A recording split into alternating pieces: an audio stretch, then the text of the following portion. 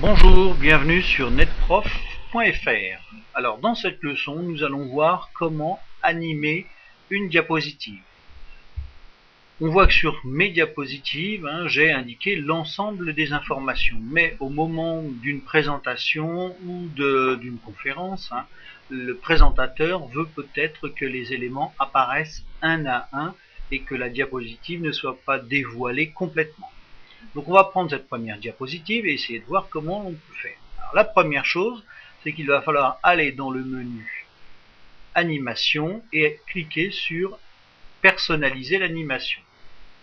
Donc voilà, et on voit apparaître ici un menu qui va nous permettre d'animer notre diapositive.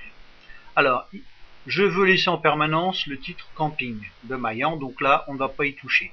Par contre, je vais sélectionner le premier élément que je veux voir apparaître sur ma diapositive. Donc cet élément, je vais y ajouter un effet. Donc, je clique sur effet et c'est un effet d'ouverture et je veux tout simplement que ça apparaisse au moment où je vais cliquer. Donc vous voyez, il y a un petit numéro 1 qui veut dire que ce sera le premier élément qui apparaîtra et que cet élément va apparaître au clic. Si je regarde les possibilités, il pourrait apparaître avec la précédente animation ou après la précédente. Donc on verra peut-être un peu plus tard comment cela fonctionne, puisque là c'est sur un diaporama qui est minuté, qui est automatisé. Deuxième texte que je veux faire apparaître, dans le même esprit, donc ajouter, ouverture, apparaître. Maintenant, mon image, je vais la faire apparaître, mais en lui faisant faire un petit effet. Donc je vais toujours dans ajouter un effet, ouverture, mais là je vais la faire apparaître sous forme d'un balayage. L'avantage de Windows, de Microsoft plutôt PowerPoint, c'est qu'il vous a montré un petit aperçu.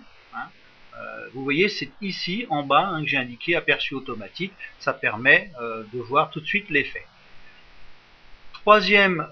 Troisième possibilité, toujours dans mes effets d'ouverture, et là je vais mettre damier. Vous voyez, hop, cela va apparaître comme ça. Alors bien entendu, même chose pour le son. Si je veux qu'il apparaisse qu'au dernier moment de la visualisation de ma diapositive, et là même chose, je vais reprendre mettons coin. Alors un petit conseil, bien entendu, ne vous amusez pas à faire ce que je viens de faire, c'est-à-dire à avoir 4 formes d'ajout différents sur la même diapositive. Mais là, c'est simplement pour vous montrer les différentes possibilités. Vous voyez qu'elles sont numérotées. C'est l'ordre d'apparition.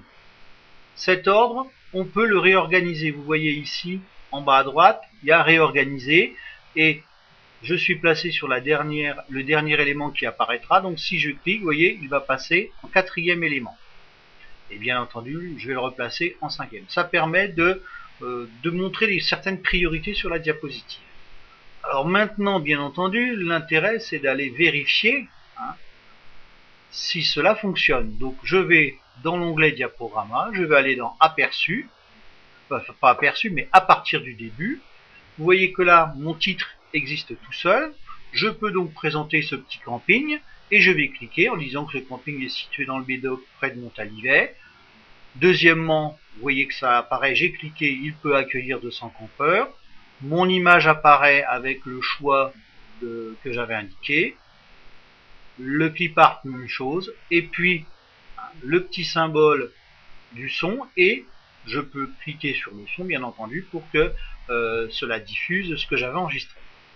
Je fais échappe. Je vais vous montrer une autre possibilité. Passons, admettons, à la diapositive numéro 4. Et là, vous avez vu qu'il y avait un élément qui apparaissait pour montrer que le mois de septembre était un peu faible. Là, on peut faire quelque chose d'un petit peu plus ludique. Donc, on va retourner dans Ajouter un effet. Donc, j'ai sélectionné faible, Ajouter un effet, mais je vais aller dans la trajectoire. Et cette trajectoire, je vais lui donner une trajectoire personnalisée du style dessin à main levée.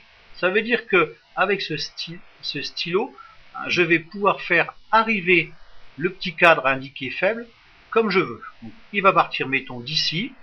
voyez, et il va arriver là. Et dès que je vais lâcher mon doigt de la souris, vous allez voir qu'il va y avoir un aperçu. Voilà.